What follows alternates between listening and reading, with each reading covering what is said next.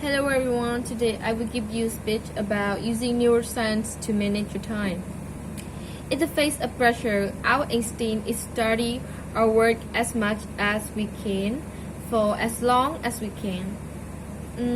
So why do we still feel as if we have not accomplished enough at the end of the day?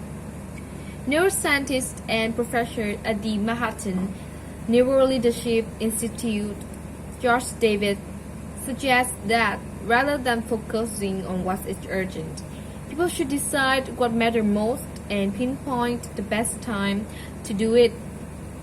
It's really about being highly effective as far as it's reasonable for a human being.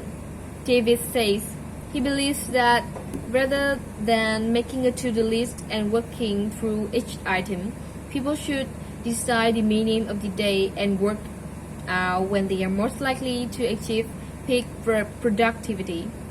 Then this time can be devoted to the tasks with the highest priority, such as writing an essay or revising. It is obviously impossible to work intensively all the time, so simple tasks not require much attention. Emails or paperwork can be done in any downtime. However, there are times when the extent to which small tasks can tax our brain is underestimated. Sending an email, for example, may appear simple on the surface, but can involve a decision which, although trivial, can cause mental exhaustion. In this case, it is better to reorder the day and deal with less pressing concerns only after the work target has been achieved. The time of day when people are most alert varies from person to person, but as a general rule, for the first 2 hours after waking up are not conducive to serious study. Research measuring attention, verbal reasoning, and reaction times has also shown that when our body temperature falls below 37 degrees C, the brain is not at its full potential, so the worst time to do anything involving thinking is between midnight and 6 a.m. This is almost as bad as the afternoon slump between 2 p.m. and 4 p.m., which is more to do with feeling cold than a heavy lunch. Rather than being afraid of getting distracted, just be careful how you do it. These days, when people decide to take a break, they tend to go on social media, say Davis, and they spend too much time there. Instead, they should go back to daydreaming, where it is possible to stop thinking about work without really focusing on anything else. This allows for creative thinking and integration between different parts of the brain, which cannot occur when the mind is required to focus on something specific. Neuroscience has revealed much about the mind-body connection and how exercise can be used as a tool. It is a different way of seeing exercise. C. Davis. Usually we think about how in the long term it will make us healthy and look better, but this is focused on the short term. A short session, 20 minutes or so, of moderate exercise will be sufficient. It does not need to be a lengthy gym visit. Just running up and down stairs or jogging on spot can be an effective method of lessening tension and boosting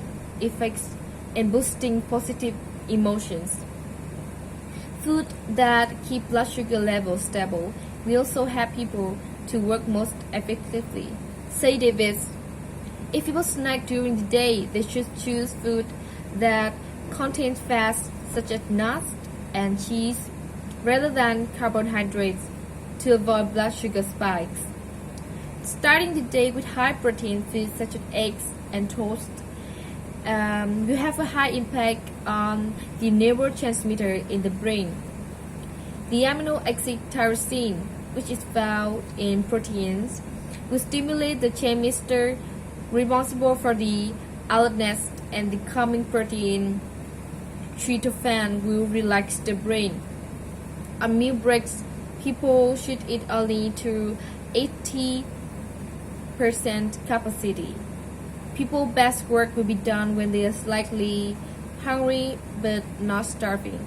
Keep hydrated and improve your mood by sipping water. Just remember not to overdo caffeine. It may improve your alertness but also minimize your concentration.